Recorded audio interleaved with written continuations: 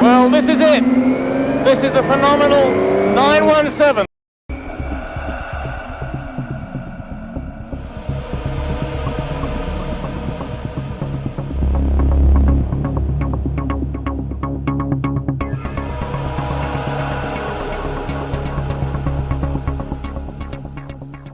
Après une période d'agitation frénétique qui a duré des mois et dans le plus grand secret, la construction du monstre est enfin achevée. Porsche va enfin pouvoir dévoiler sa nouvelle arme. La 917 a été présentée pour la première fois lors du Salon de Genève le 12 mars 69, comme s'il s'agissait d'une voiture de sport ordinaire. Elle avait même un prix de vente, à un tarif de 16 000 livres sterling et une brochure descriptive. Avec une telle entrée en matière, la 917 fut évidemment la sensation de ce salon.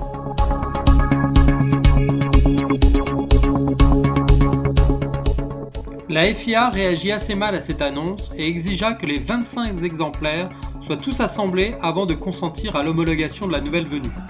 Car si la 917 était présentée comme une voiture de type sport, encore fallait-il qu'elle soit dûment homologuée dans cette catégorie pour prétendre s'aligner en championnat du monde en face des protos 3 litres comme les Matra. Porsche s'exécuta et le commissaire du CSI vit les 25 917 alignés dans la cour de l'usine Porsche le matin du 1er mai 1969, toutes rigoureusement identiques.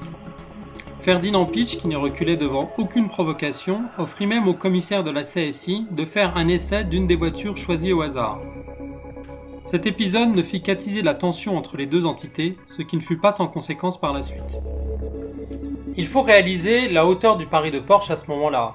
Porsche n'est encore qu'un petit constructeur aux moyens limités, et malgré plusieurs tentatives, il n'a encore jamais remporté ni les 24 heures du Mans, la seule épreuve qui compte vraiment, à cette époque comme aujourd'hui, ni le championnat du monde. Et le voilà qu'il se lance dans la construction d'une énième voiture de course, en série en plus, très coûteuse et d'un pari très audacieux sur le plan technique. Cette décision était vraiment un va-tout de la part de Ferry Porsche, mais surtout de Ferdinand Piëch.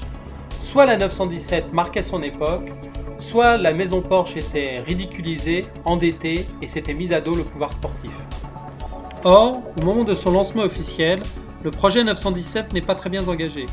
La voiture repose encore sur le châssis de la 908 qui a montré qu'il avait besoin de mise au point, et surtout, la nouvelle voiture, assemblée en nombre dans l'urgence, n'a encore jamais fait le moindre tour de piste sur un vrai circuit.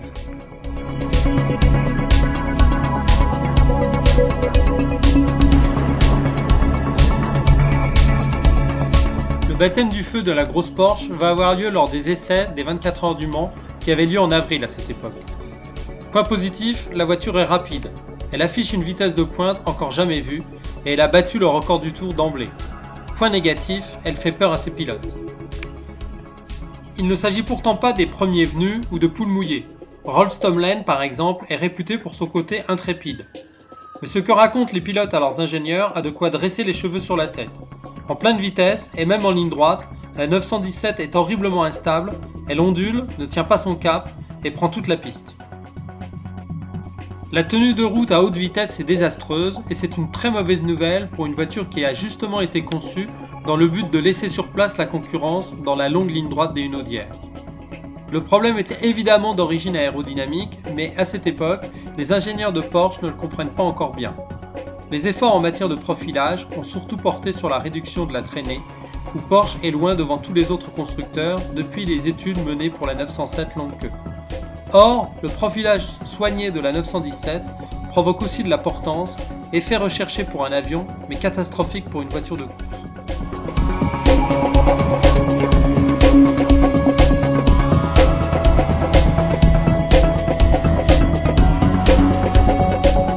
Ce n'est pas nouveau, les pilotes Porsche se sont plaints de manière répétée de l'instabilité chronique à haute vitesse des 907 puis des 908 dans leur version longue queue.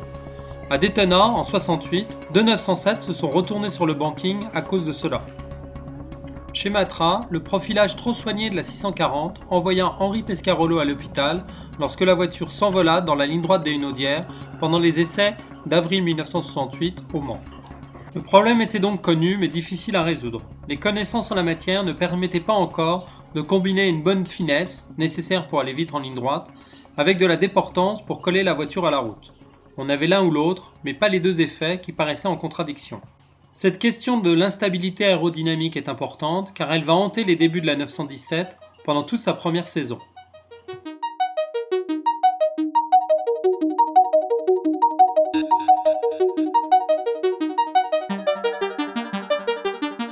Après l'épisode des essais du Mans, le premier engagement en compétition de la 917 eut lieu lors des 1000 km de Spa à la mi-mai.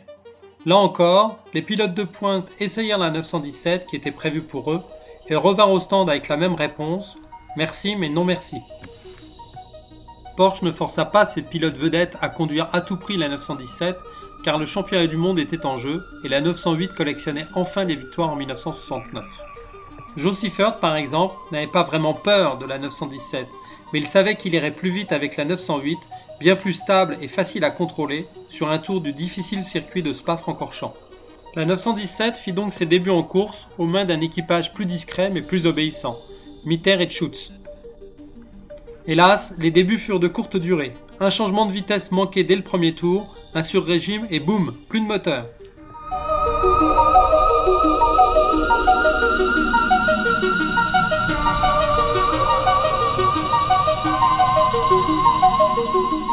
Car la première version de la 917 accumulait des défauts.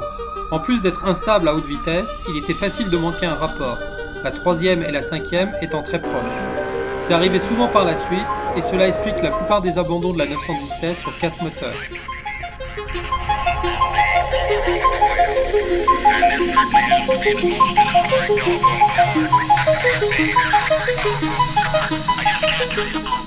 Spa fut plus un acte manqué qu'un vrai début, mais le round suivant à la fin mai était encore moins favorable.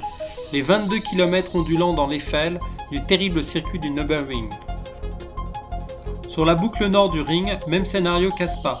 Aucun des pilotes réguliers de Porsche ne veut prendre le volant du monstre sur ce parcours. Porsche eut donc recours à des pigistes, David Piper et Peter Gardner, qui s'en tirèrent plutôt bien. Ils amenèrent la voiture à l'arrivée et en 7ème place. Un véritable exploit sur ce tracé.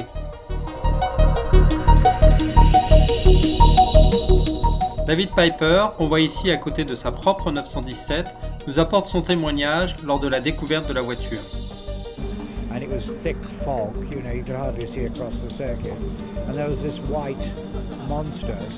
Il y avait ce monstre blanc qui attendait dans les stands.